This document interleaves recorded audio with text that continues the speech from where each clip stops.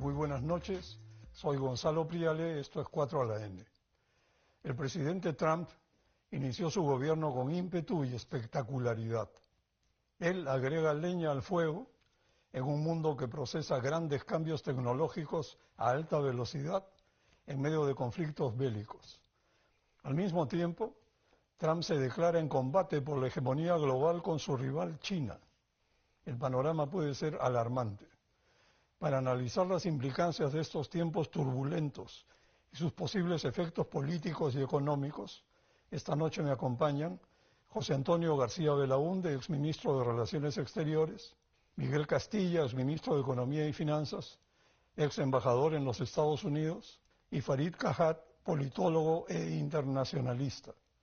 Muy buenas noches a ustedes tres, bienvenidos, es muy grato tenerlos aquí. Bueno, hablemos del mundo según Trump. Joselo, desde tu experiencia diplomática, ¿cómo describirías el estilo negociador de Trump mientras trata de cumplir sus promesas de campaña apresuradamente? ¿Le seguirá dando resultados? A ver, yo tengo la impresión de que Trump no tiene un estilo, sino varios estilos de acuerdo a su interlocutor. Y no es lo mismo reaccionar con Petro de la forma que reaccionó con la reacción que tiene frente a Xi, que es bastante más débil. Entonces es un estilo bastante pragmático, por llamarlo de alguna manera. Fuerte con los débiles, suave con los fuertes. Pero ahí puede encontrar una dificultad que es el interlocutor. Y Rusia no es un país, un estado, como querramos llamar, fácil para negociar. Los rusos de toda la vida han tenido un estilo de negociación muy complicado, que es no ceder hasta que sea imposible seguir en la posición.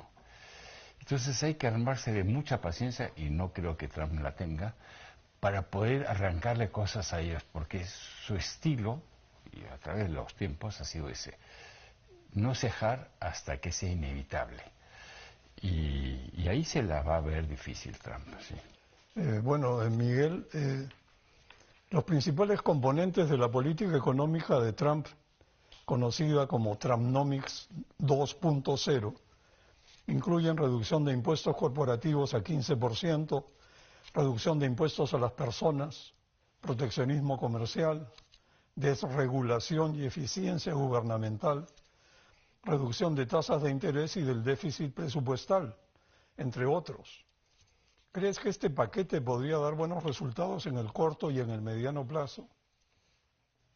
Creo que quizás en el corto plazo el anuncio de bajar impuestos, de desregular la economía, evidentemente eso, digamos, es positivo para las empresas norteamericanas, y la reacción inicial fue de mucha expectativa y hasta euforia. Pero una vez que ya se han comenzado a concretar algunos de los anuncios, creo que ha cambiado drásticamente la visión respecto a este paquete de Trump. Y si uno se pone a pensar, Gonzalo, este señor fue elegido bajo una plataforma de luchar contra la inflación. Y todas las medidas que está anunciando y ya adoptando son inflacionarias. Vayamos por las tres principales. Encarecer el comercio internacional imponiendo aranceles es poner un impuesto a las importaciones de un país, y eso evidentemente encarece. Deportar a mano de obra poco calificada, eventualmente esa demanda va a tener que, en el mercado laboral, va a tener que, esos trabajadores van a tener que ser reemplazados por otros cuyo costo laboral es mayor, inflacionario. Y una política fiscal expansiva con reducciones impositivas es claramente expansivo. Entonces, claro, él podrá decir, yo voy a hacer que el Banco Central, la Reserva Federal, baje las tasas de interés, pero acordémonos que el Banco Central es autónomo. Entonces va a ser muy difícil que no sea un boomerang y que efectivamente estas medidas logren el efecto inverso al esperado.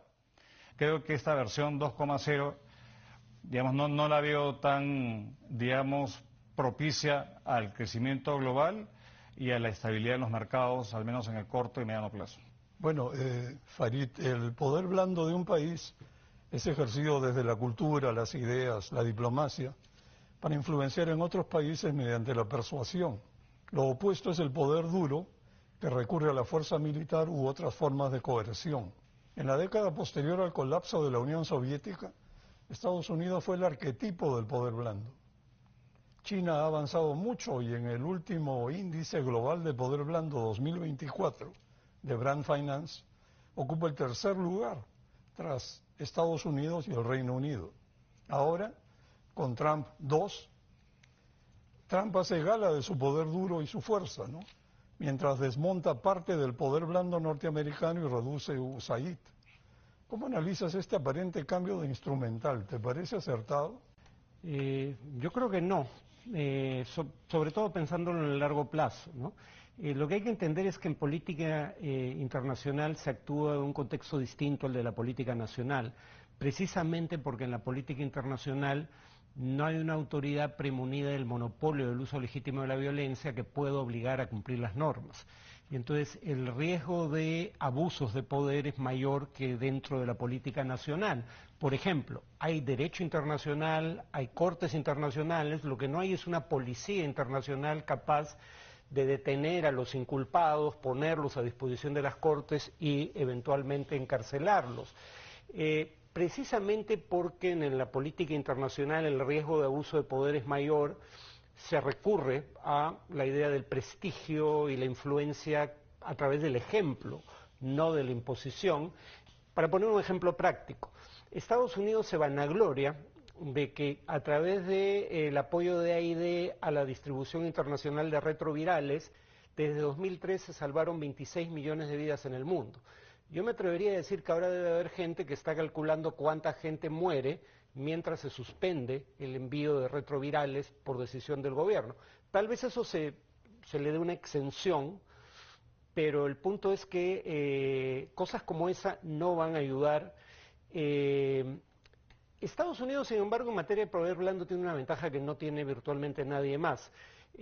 A diferencia de China, que tiene que promover su cultura a través de inversión oficial, como los centros Confucio, Estados Unidos tiene una cultura de masas que viene del sector privado, no del gobierno, que es muy atractiva en el resto del mundo. El cine de Hollywood, la escena musical, eso no lo va a perder. Pero el tema es que a largo plazo, en un mundo en donde no hay nada que impida a los poderosos abusar, es importante tener prestigio e influencia a través del ejemplo, y eso lo está perdiendo Estados Unidos. Joselo, un reciente artículo de Financial Times anotaba que el momento unipolar de gloria hegemónica norteamericana en los años 90 y 2000 murió por causas naturales, y que deberíamos considerar la improbabilidad intrínseca de que un país, Estados Unidos, con solo 4% de la población mundial, siga dominando la escena. Esta fue la misma fuerza numérica que permitió a Estados Unidos eclipsar al Imperio Británico hace un siglo. Tras este razonamiento, ¿crees que la multipolaridad en proceso y la disputa por el poder hegemónico se pueden atribuir a errores norteamericanos solamente, tal como relata la clase gobernante norteamericana? ¿O será quizás que los chinos han hecho su tarea, han jugado bien sus cartas y han ganado terreno? Ahí yo discrepo de un punto de partida. Yo no creo que han sido causas naturales por las cuales ese momento hegemónico de los Estados Unidos se eclipsó. Yo creo que ese momento se eclipsa a partir del 11 de septiembre. Yo creo que el efecto que tuvo sobre la política exterior americana y el mundo en general ese 11 de septiembre hizo variar totalmente ese momento de debilidad. Es el momento de las torres y que hace variar totalmente la política de seguridad de los Estados Unidos. Y yo creo que ese es un cambio fundamental. Y eso es un cambio que implica que Estados Unidos se va retirando de su gran apoyo a Naciones Unidas. Nunca Naciones Unidas estuvo tan poderoso como ese decenio. Hay dos momentos, hay dos guerras de Irak, una con la aprobación de Naciones Unidas y otra al margen de las Naciones Unidas. Y ese corte lo da el 11 de septiembre. Yo diría que eso es muy importante. En segundo lugar, es evidente que China venía preparándose, pero cualquiera que sabe historia, lee historia, China venía preparándose de años atrás. Yo estaba en París el año 77 cuando apareció un libro de un antiguo colaborador de Gaulle, Alain Peyrefitte, que se llama Cuando la China se despierte. El año 77, todavía acaba de morir Mao. Y era cuando la China se despierte. O sea, yo sí creo que el proceso chino era un proceso histórico. Y ahora, cuando yo veo que, por ejemplo, la China está interviniendo en servicios, etcétera, no puedo dejar de recordar que en 1700 algo, no puedo recordar la fecha exactamente, pero el rey Jorge III de Inglaterra mandó una misión comercial a la China y el emperador chino los despachó porque dice que no necesitaban nada del mundo, se había todo bajo el imperio, bajo el cielo del imperio celeste, pues había todo, no necesitaban comercio. Entonces hay que mirar a China como se miran ellos mismos, a muy largo plazo. Bueno, sí, muy cierto. Miguel, tras el fin de la Guerra Fría y la caída de la Unión Soviética, Estados Unidos, desde la unipolaridad, impulsó la globalización capitalista y la apertura comercial. El comercio internacional creció 6 veces y el PBI mundial creció por 5. La narrativa de Trump dice ahora que esto fue una ingenuidad, porque los extranjeros astutos, sobre todo los chinos, no se abrieron y Estados Unidos salió perdiendo. Por eso, afirma Trump, ha llegado el momento de retaliar y empieza una guerra comercial. ¿Crees que esto justifica poner la globalización y el comercio internacional en jaque? ¿Es reversible la globalización? Creo que hay varios puntos ahí porque, a ver, la concepción que tiene Trump del comercio internacional justo es una concepción un poquito rara, ¿no? Porque pone, digamos, echa a la basura toda la teoría económica que dice de que esto es un juego de suma positivo, no es un juego de suma cero como Trump pretende creerlo. En su concepción, solo si Estados Unidos tiene un superávit comercial con determinado país es positivo, si tiene un déficit comercial con determinado país es negativo. Y lo que tira a la borda es toda la teoría de la especialización y la complementariedad económica, que ha sido lo que ha hecho que muchos países surjan, digamos, en el mundo. Entonces, creo que ahí denota un desconocimiento supino de cómo funciona el comercio. Primer punto. Y lo otro es que él supone de que son países que son los que están hoy día comerciando, y sabemos que el comercio internacional hoy día no son países, sino se basa en cadenas globales de producción. Son el intercambio de bienes intermedios en distintas ubicaciones geográficas para finalmente un bien final, todo el comercio de servicios, todo el comercio electrónico que hay.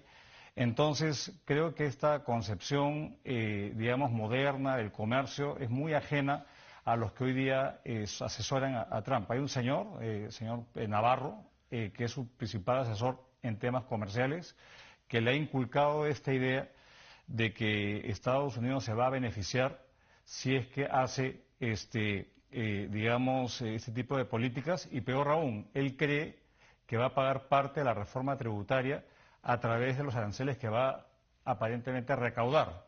Entonces, cosa que es absurda totalmente. Yo creo que no hay país en el mundo que se haya desarrollado como una economía cerrada. Los países más exitosos, inicialmente en Europa, que ahora tiene otros problemas, pero el Asia, parte de su crecimiento se basa en ser una economía abierta, una economía que cree en las cadenas de producción, y por tanto esta concepción errada de suma cero y que desconoce cuál es el patrón de intercambio global, pues lo que hace es que se va a parecer a un típico país latinoamericano de los 60 que aportaba por la sustitución de importaciones, por el proteccionismo, que finalmente lo acaba pagando pues los consumidores norteamericanos con productos más caros y de menor calidad. José, una curiosidad, ¿crees que esto de la globalización ha sido beneficioso hasta ahora en el balance? Yo diría que El problema de la globalización ha sido otro. El problema de la globalización es que no ha satisfecho, ¿no?, a todos los sectores que debía satisfacer, y hay muchos sectores sociales que se han quedado muy marginados en ese proceso. Y creo que la globalización además viene acompañada de una globalización de la información. Todo el mundo sabe qué está pasando en todas partes, al mismo tiempo, en tiempo real. Entonces eso sí crea estas quebrantos, estas situaciones de rupturas, de crisis en las sociedades. Pero más allá de eso, es verdad, ha crecido el comercio, ha crecido la producción mundial, el PBI de todos los países, hemos mejorado mucho, pero hay un momento en que la sociedad como que no se siente satisfecha, y quizás eso es un tema en lo que se debería pensar, ¿no? Eso ya tiene que ver con la redistribución, ¿no? Sí, solamente un tema a añadir, porque también lo que tenemos es la tecnología, ¿no? Y la tecnología ha hecho que la automatización haya habido muchos puestos de trabajo redundantes, que ha confluido también con la globalización y con la dificultad de los estados de ejercer su rol redistribuidor, digamos, a aquellos sectores que han perdido de este proceso. Entonces es mucho más complejo que simplemente clavar un arancel o salirse de la OMC o de la OMC eventualmente, si es que se sale. Bueno, ahí la OMC está muerta, ¿no? Claro, pero es como darle la puñalada de muerte final, ¿no? Farid, ¿se puede comparar las ambiciones globales de China con las de Trump? Hasta hace poco, China era visualizada como el enemigo del Occidente. ¿Pero quién es el malo de la película ahora? A ver, si por malo de la película se entiende países que utilizan medidas reñidas con las reglas del libre comercio, todas las grandes economías, digamos, son culpables de eso en alguna medida. Por ejemplo, hay una disputa en la Organización Mundial de Comercio entre la Unión Europea y Estados Unidos por los subsidios que cada uno le da, o ventajas de distinta índole, a Boeing en el caso de Estados Unidos, a Airbus en el caso de la Unión Europea, y la instancia creo que fue la instancia de apelaciones, que ahora ya no existe, le dio la razón a ambos, en el sentido que ambas partes, incumplían las reglas del comercio internacional de la OMC, y claramente China también es culpable de eso. Ahora, lo que hay que entender, creo yo, es que China no es, a diferencia probablemente de Rusia, no es necesariamente un enemigo del sistema económico de la posguerra creado por las potencias occidentales, porque se desarrolló dentro de ese sistema. China ahora es más, genuinamente más, está más a favor de la integración comercial internacional que Trump. Ahora, el proteccionismo también se dio con Biden, pero obviamente llega al paroxismo con Trump. El punto además es que más allá de las diferencias de interés que puedan tener China, Estados Unidos, la Unión Europea, también hay problemas comunes que no se pueden afrontar si no cooperan. El cambio climático es uno de ellos. China y Estados Unidos son 40% de la economía mundial. Si ellos no cooperan, el cambio climático no se resuelve. Lo mismo las pandemias. Terminaría diciendo, yo soy de los que cree que la pandemia del COVID-19 no fue tan devastadora por la naturaleza del virus, que no era un virus totalmente nuevo. Los coronavirus, la familia a la que pertenecía el SARS-CoV-2, son conocidos hace décadas. Y tuvimos una pandemia provocada por un coronavirus, la del SARS en 2003. La razón por la que la pandemia del COVID-19 fue tan devastadora fue porque ni China ni Estados Unidos cooperaron con la Organización Mundial de la Salud, que era la que intentaba coordinar una respuesta global, ¿no? Entonces, más allá de las diferencias de interés que tengan, hay un límite a qué tanto pueden escalar sin que eso tenga implicaciones para todo el resto. Pero Trump se ha retirado justamente de la OMS, de la salud y del medio ambiente, ¿no? Sí, pero por eso es grave, ¿no? Si eso continúa, bueno, Estados Unidos va a ser uno de los afectados, ya los viene siendo, pero cuando uno ve cuáles son los países más afectados por el cambio climático, no son los mayores emisores de gases de efecto invernadero salvo China, ¿no? Son países del mundo en desarrollo. Y particularmente las pequeñas islas, ¿no? Sí. Claro, eso es lo que los economistas llaman una externalidad negativa. Los que crean el problema no son los que pagan la mayor parte del costo. Bueno, vamos a ir a una pausa, pero creo que un balance interesante es que resulta que China probablemente la nación o el país que más se benefició con la globalización durante esta década o 2 décadas de prosperidad que atravesó el mundo. Vamos a una pausa y volvemos.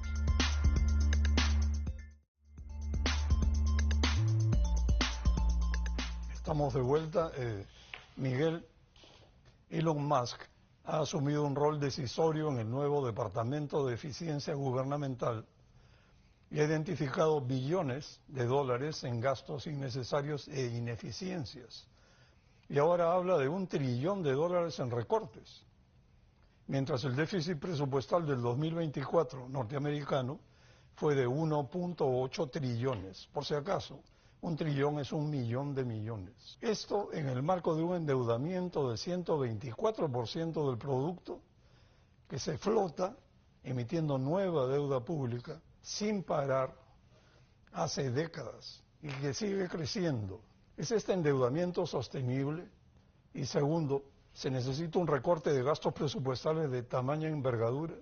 A ver, parte de lo que... O sea, Estados Unidos parte de un desequilibrio importante en las cuentas fiscales. Solamente para que uno tenga noción, acá en el Perú tenemos un cociente deuda-producto en torno al 35%. En Estados Unidos, como tú dices, es más de 100%. Entonces, de por sí, ya el punto de partida es de un patrón de deuda más elevado que el razonable. Ahora, la labor o sea, que no es sostenible en absoluto, digamos, la dinámica fiscal en ese país. Y para dimensionar, el presupuesto total federal de Estados Unidos es 4 trillones de dólares, 4 trillones, y él pretende cortar el 25%. Y analicemos rápidamente, me han trabajado a analizar cuál es la composición, grosso modo, cuán rígido es ese presupuesto. Y es bastante rígido. Si uno suma el servicio de la deuda, vale decir, seguir honrando los bonos que emite Estados Unidos, que es el principal emisor de bonos en el mundo. El gasto de defensa, las preasignaciones que son muy difíciles de cortar, como Medicaid, Medicare, y el gasto de veteranos, eso es el 50% del presupuesto federal. 50%, es un presupuesto muy rígido. Entonces, recortar, digamos, llegar a los objetivos de recorte, me parece que son absolutamente, digamos, o sea, no se van a poder alcanzar, inalcanzables. Y como ejemplo, ¿no? Se ha promocionado mucho el recortar, USAID, pero USAID representa menos del 2% del presupuesto federal de Estados Unidos. O sea, es peanuts, no es nada. Entonces creo que la tarea va a ser muy compleja porque eventualmente la economía norteamericana va a tener que ajustarse. Si se, digamos, continúa con el plan de reducir los impuestos, el impuesto a la renta corporativa a 15%, y si no se puede lograr eso, mantener las rebajas que hizo en el primer gobierno, significa que ese 124% se va a convertir en más o menos 160, 170% de, digamos, deuda PBI a futuro. Y eso no es sostenible y un ajuste va a tener que venir. Entonces, el tema fiscal americano es un tema serio, es inflacionario, y las cosas que se han planteado, bueno, suena atractivo e interesante que se corte toda la grasa, obviamente, y lograr más eficiencia, por supuesto, pero lograr, digamos, estas metas de recorte de gasto, yo no lo veo posible, y más bien lo que va a contribuir es a tener unas cuentas más desequilibradas y a básicamente tener un costo de financiamiento mayor a futuro, y eso obviamente es recesivo en el mundo.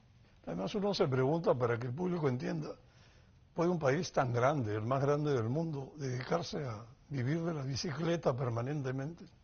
Quizá Estados Unidos sea el único que puede, el único que puede hacer porque eso. Tiene el señoriaje del dólar. Así es. Se acaba eso y se acaba la bicicleta.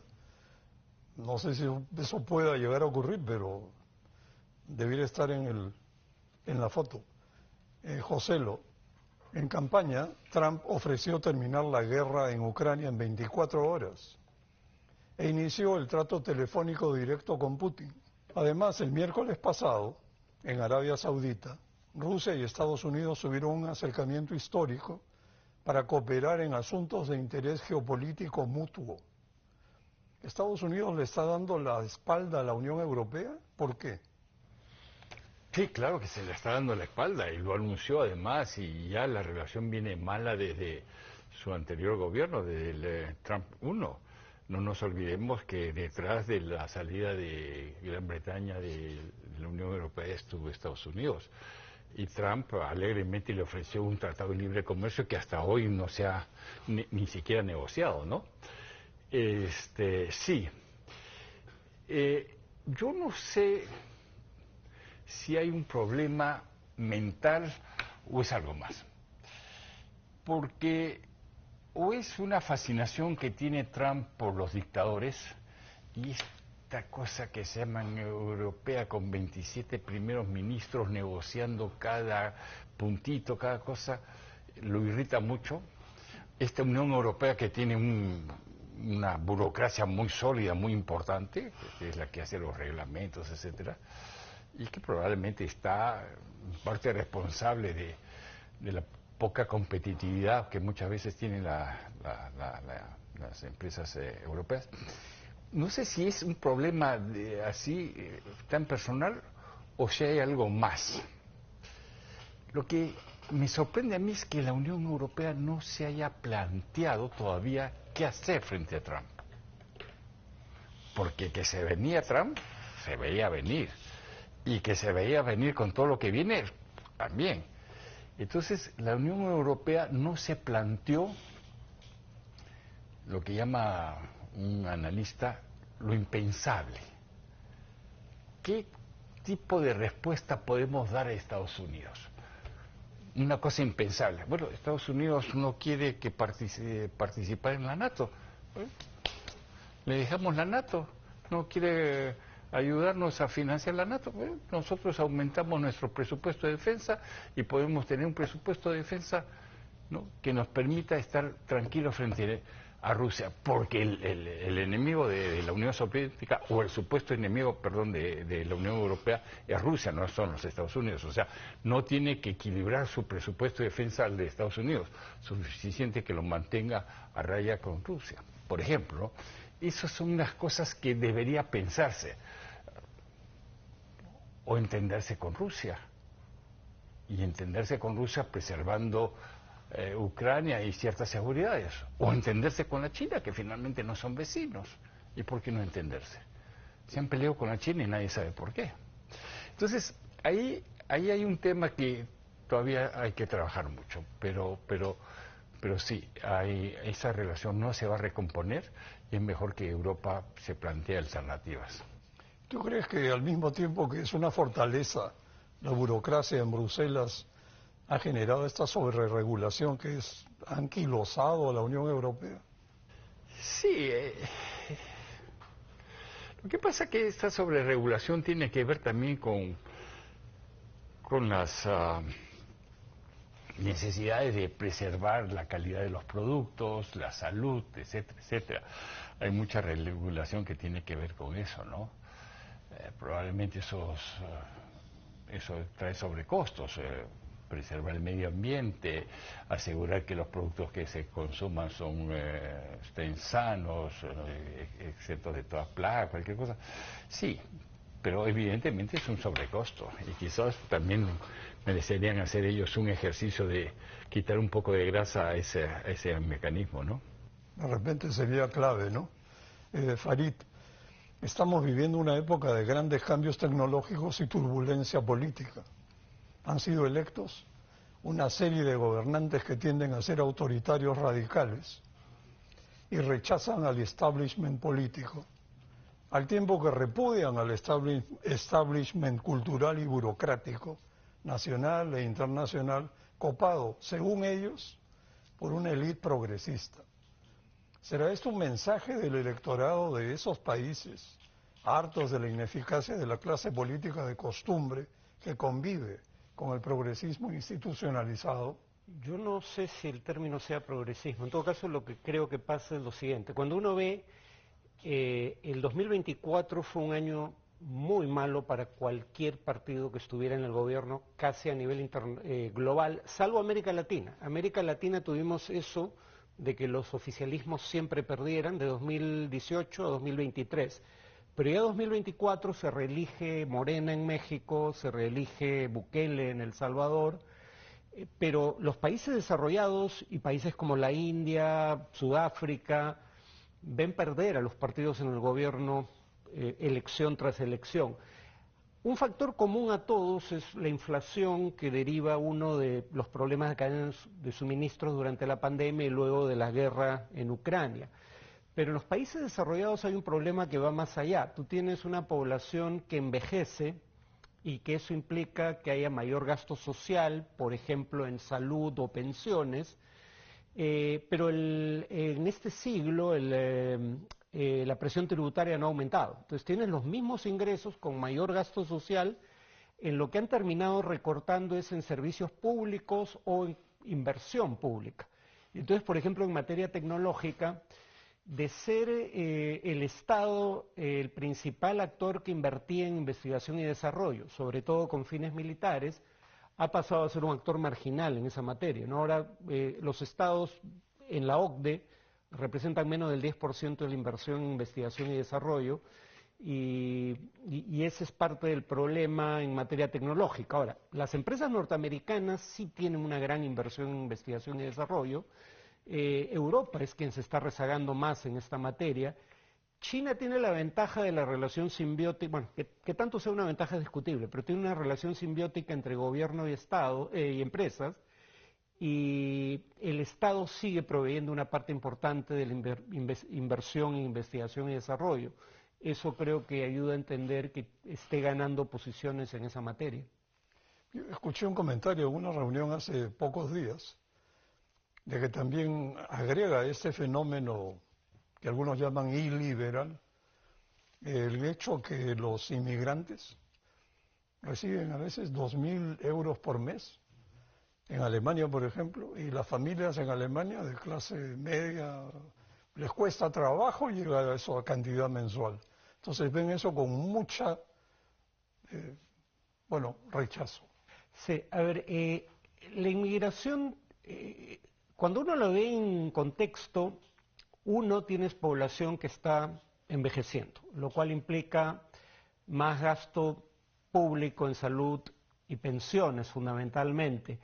Y tener inmigrantes que habitualmente son más jóvenes que la población del país receptor, y habitualmente los inmigrantes son los más emprendedores en sus respectivas sociedades, es necesario, claro, dentro de la ley, pero digamos necesitan inmigrantes, no quieren admitirlo, y además está el tema de que, claro, hay casos como el de Suecia, donde sí parece haber una relación entre el crecimiento de la inmigración y el crecimiento de ciertas actividades delictivas, pero cuando se ve en promedio los inmigrantes son menos proclives a cometer delitos que la población local de igual nivel de ingreso. Yo creo que lo que mencioné antes es lo que está detrás del descontento, pero es más fácil, culpar al más débil, que es el inmigrante en este caso. Bueno, así es, Miguel. El avance y velocidad de la innovación en inteligencia artificial es impresionante. Tras lo conseguido por DeepSeek al desarrollar modelos de bajo costo cercanos a la frontera tecnológica, Estados Unidos no puede seguir comportándose como si tuviera un monopolio natural de la inteligencia artificial. ¿Consideras que en este campo crucial para el futuro debiera prevalecer la libre competencia global en beneficio de consumidores y usuarios?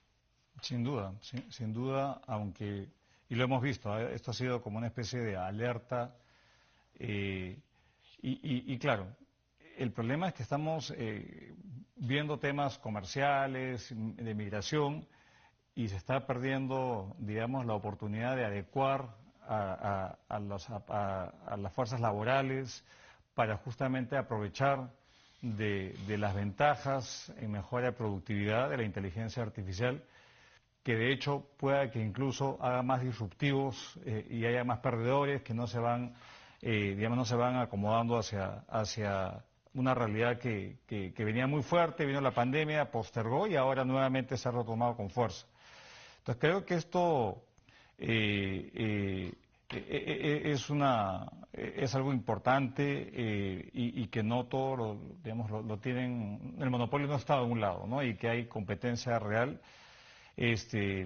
Ahora, esto ha hecho también que se alineen detrás del nuevo liderazgo americano todos los magnates y todo el sector tecnológico, los 7 magníficos, como se llaman en Estados Unidos, incluso aquellos que estaban opuestos, digamos, a Trump, como Zuckerberg y otros, están ahora del campo del actual gobierno.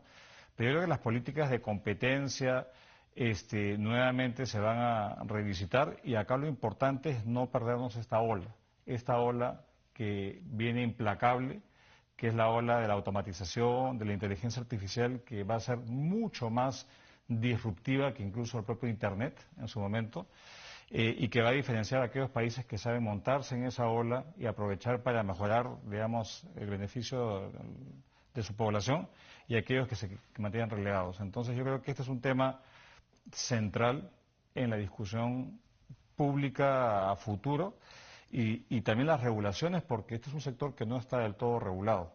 Todavía hay temas éticos, hay temas de vacíos regulatorios internacionales que habrá que ver cómo se hace en este mundo donde se comienza a derogar y a depreciar las reglas internacionales, los arreglos internacionales. Esto es nuevo territorio. Entonces yo creo que ahí temas de propiedad intelectual, temas de protección a datos individuales, etcétera, va a tener que ser revisitado de cara a este fenómeno que viene acá a quedarse y a transformar cómo se hace negocio, cómo se crea valor en el mundo. Justamente Harari, en uno de sus libros, analiza el tema, hace prospectiva y dice, parecido a lo que comentas, que en el futuro, con el vertiginoso cambio que va a traer la inteligencia artificial, va a haber países que van a perder el tren y se van a volver irrelevantes. Y ese es el problema que debiéramos tener en la mente y cuidarnos para tener un mejor futuro. Joselo, ¿qué opinas de la presión de Trump a Panamá para que retire a la empresa china que opera desde 1997 los puertos de acceso al canal, y del anuncio de Panamá de que no renovará su participación en la iniciativa china de la Franja y la Ruta? ¿Cuál debe ser la posición del Perú en su relación con Estados Unidos y con China? ¿Y debiéramos tal vez no renovar la iniciativa de la Franja y la Ruta para no incomodar a los Estados Unidos? No, son 2 preguntas. 2 preguntas, sí. En una. Facilitas. Bueno, yo creo que Panamá ha hecho lo que sentía que debía hacer. Es un país muy chico, muy expuesto, muy vulnerable, y evidentemente salirse de la ruta de la seda, pues supongo que imagina que eso le preserva, ¿no? El dominio que tiene sobre el canal. Pero ese es Panamá. Yo creo que el Perú tiene que actuar de acuerdo a sus intereses. Una de las cosas más importantes es que cuando firmamos los acuerdos de libre comercio con nuestros 3 grandes socios, el primer socio comercial del Perú era Estados Unidos, el segundo era la Unión Europea y el tercero era China. Y a partir de eso se cambió. El primero es China, segundo Estados Unidos y tercero Europa. Tenemos la inmensa suerte de estar bastante diversificados. No tenemos como Colombia, como Panamá o como los países de Centroamérica o México, pues todo nuestro comercio concentrado, y sospecho yo que eso nos da cierta libertad. Yo no haría caso. Bueno, prefiero yo soy renovar o no renovar la iniciativa. No, la iniciativa está ahí, que se quede, ¿no? ¿Qué daño hace? Un comentario rápido, porque a ver, no hay que tampoco demonizar las empresas chinas, porque esta empresa que opera el canal de Panamá es Hutchison, que es una empresa de Hong Kong, que de hecho fue uno de los que licitó para el puerto del Callao. No ganó DP World y ganó Dubai, pero son empresas, una gran empresas de clase mundial, entonces, sí, que operan puertos en Inglaterra. O sea, creo que ahí hay que informar más y no crear pues mitos donde no los haya. Pero es curioso, Trump dice que el canal de Panamá está bajo el control del Partido Comunista Chino. Eso es una de sus mentiras. Una hipérbole. Un mentiroso compulsivo, ¿no? Sobre eso Perú tiene una gran ventaja. porque somos muy proclives a autoflagelarnos, pero hay cosas que sí hicimos bien. Tenemos una economía relativamente diversificada. En lugar de tener un solo mercado destino, como es básicamente el caso de México, tenemos 4 grandes mercados, ¿no? Estados Unidos, China, la Unión Europea, América Latina. Tenemos inversión procedente de múltiples fuentes. No dependemos tanto de remesas provenientes de Estados Unidos como los países centroamericanos. Tenemos una economía en ese sentido que no depende de una sola fuente de ingreso, de exportación, etcétera. Y eso más bien es un activo que hay que mantener. Y perdona, no es gratuito, porque cuando el primer acuerdo que se firmó fue el acuerdo con Estados Unidos. Pero inmediatamente el gobierno del que ellos forman parte se dedicó a negociar con la Unión Europea y con la China, porque queríamos evitar justamente un desvío del comercio. Si tienes un mercado grande, libre, te olvidas de lo demás. En cambio, nosotros nos empeñamos en sacar los otros 2 acuerdos, de suerte tal que cuando nos fuimos el 75 o el 80% del comercio del Perú estaba cubierto por acuerdos de libre comercio. Yo creo que no hay que dejar de reconocer el mérito del segundo gobierno de Alan García, donde José lo estuvo varios años en el tema comercial. Fue realmente muy buenos pasos hacia adelante. Gonzalo, pero un riesgo que sí es real es que Estados Unidos está revisando todo, ¿no? Entonces, a mí no me sorprendería una revisión de todos los acuerdos que están vigentes, ¿no? Eso sí creo que se puede venir y eso puede introducir incertidumbre en inversiones, etcétera. En el próximo bloque vamos a hablar de eso justamente. Vamos a una pausa y volvemos.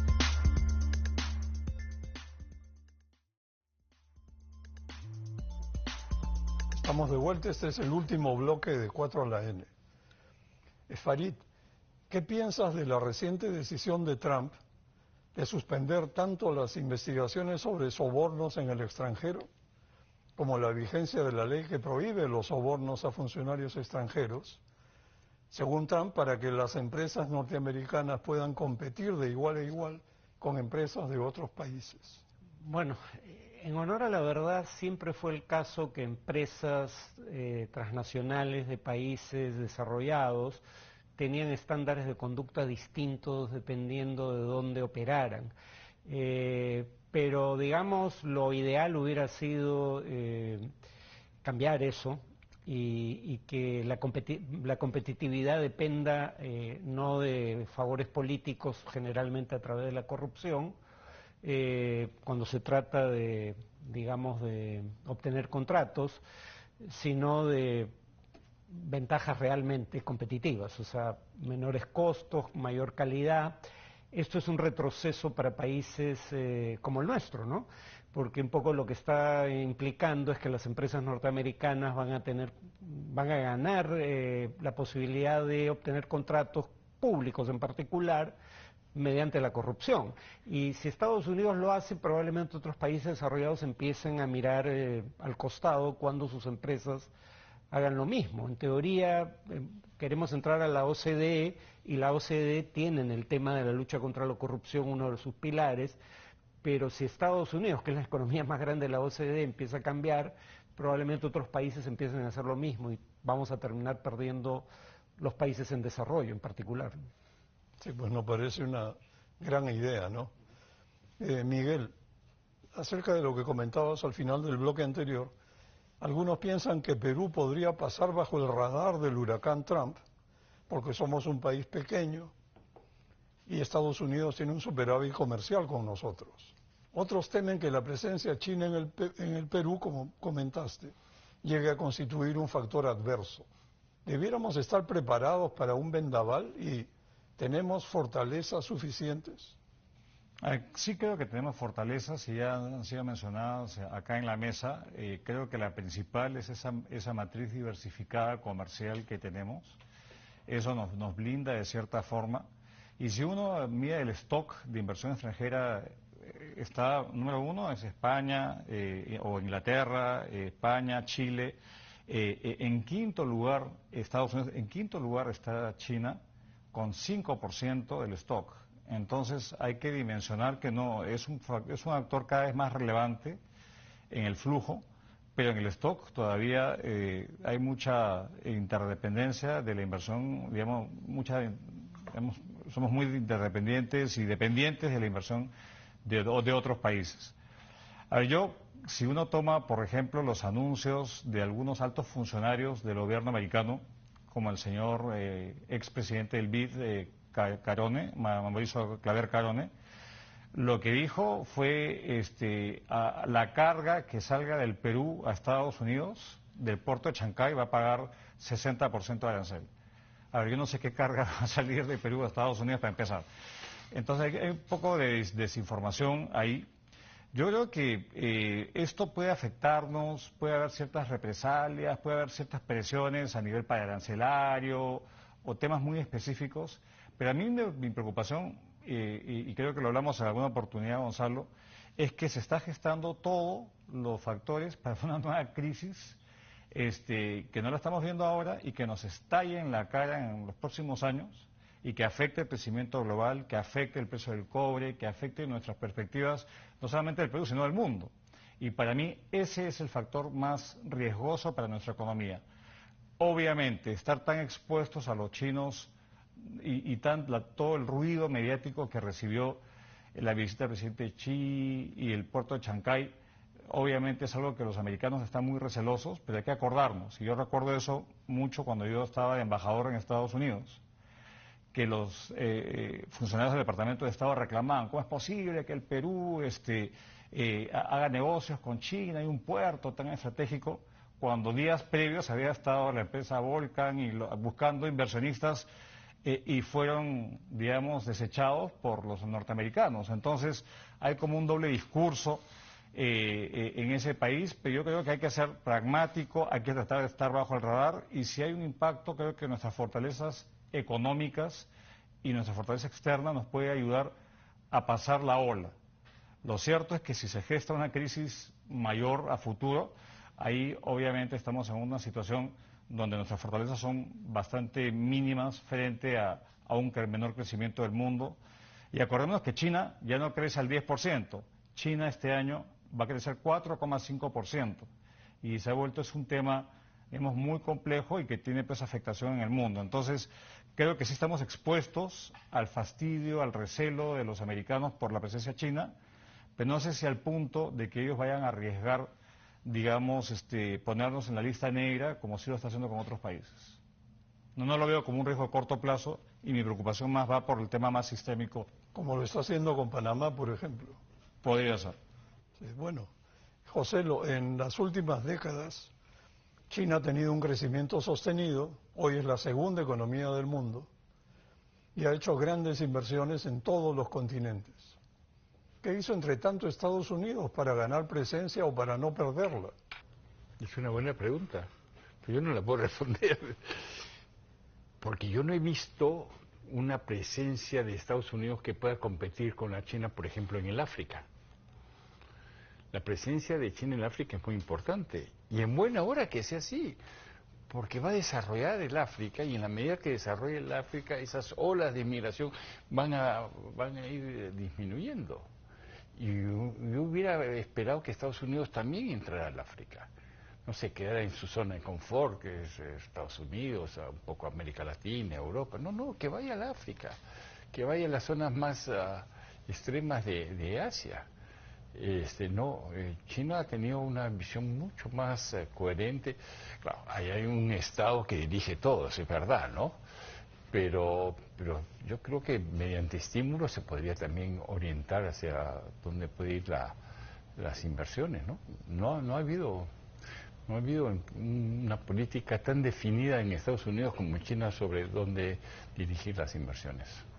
Claro, parecía como que Estados Unidos no tenía un gran diseño como el que sí ha tenido China. Sí, definitivamente. Entonces es difícil competir cuando uno está haciendo la tarea y el otro está un poco acostumbrado a lo que vive rutinariamente.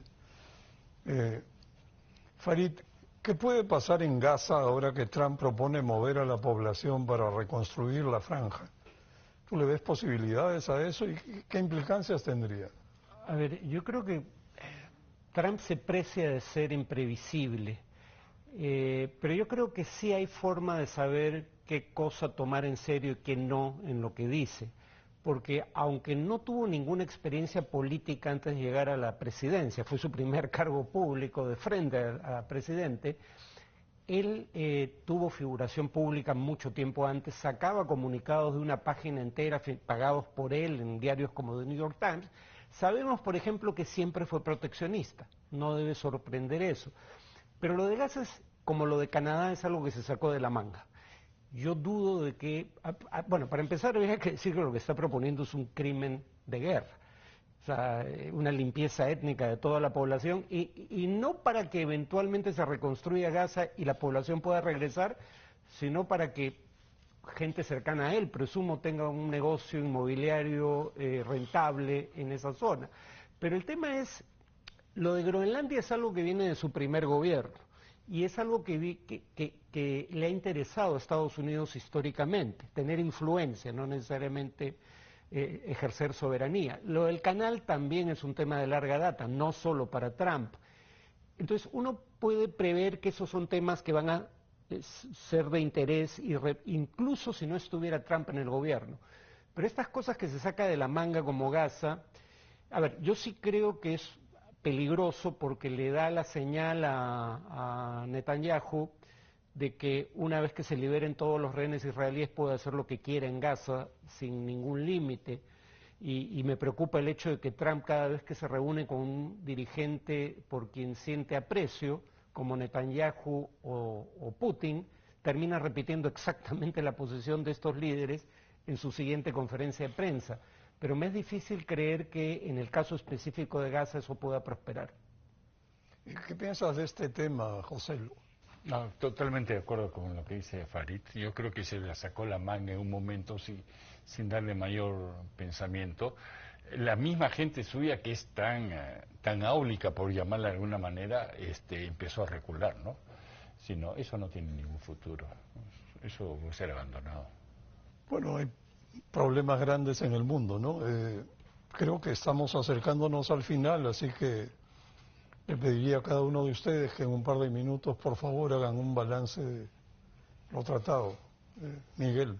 Bueno, estamos en un mundo altamente incierto, altamente, digamos, imprevisible, y esto parecía que no solamente es un bluff, ¿no? Mucho se hace, y del primer gobierno mucho era estrategia de negociación para intereses estadounidenses, pero en este primer mes, digamos, de gestión de Trump ha hecho cosas que creo que nadie pensaba.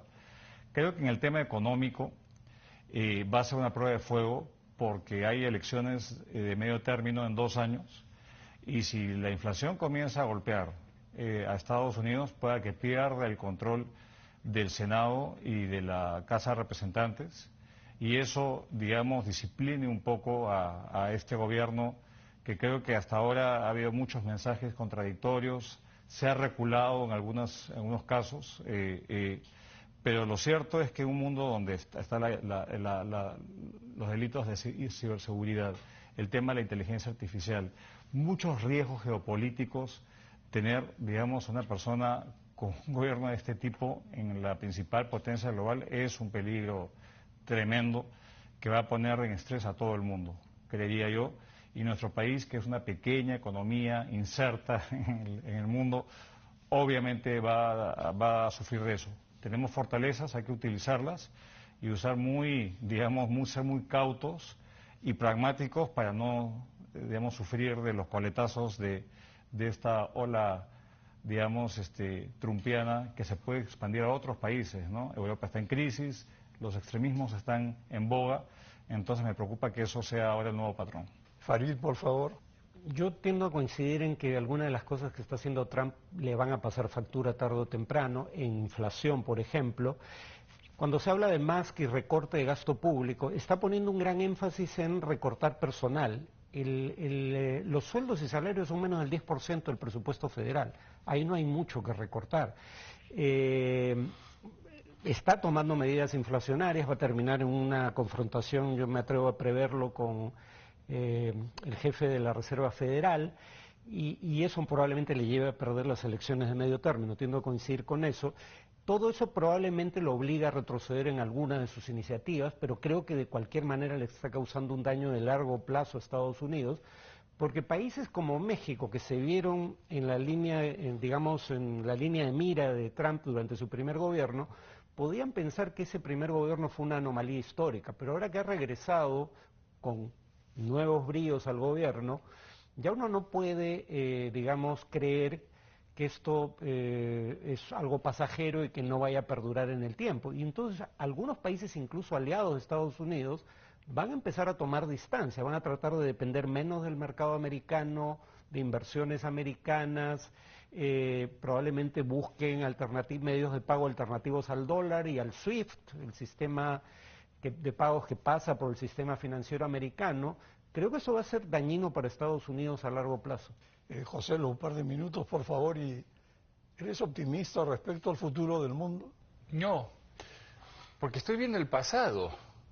Porque lo que está haciendo Trump es diseñar el mundo pre-Primera Guerra Mundial. Un salto para atrás. Es un salto para atrás. Entonces vamos a tener 3 grandes potencias con 3 zonas de influencia y jugando como jugaban en el siglo XIX las grandes potencias al balance de poder y esas cosas. O sea, todas esas cosas que ya nos habíamos olvidado que existían se han instalado en el siglo XXI. Entonces no puedo ser muy optimista frente a un futuro que me está devolviendo la mirada hacia atrás. Es como si estuviera al frente en un espejo retrovisor y no un parabrisas limpio. Creo que sí, que va a pasar factura, y creo que a largo plazo lo que se habló acá al principio, ese poder blando va a desaparecer, y ese era realmente algo muy importante en la política exterior americana. Y creo que, como dice Farid, van a empezar los países a reaccionar.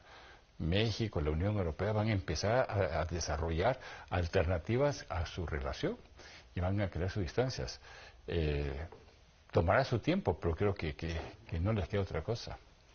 Bueno, yo quiero agradecerles a los 3, Miguel, Joselo y Farid. Ha sido aleccionador escucharlos y muy buenas noches.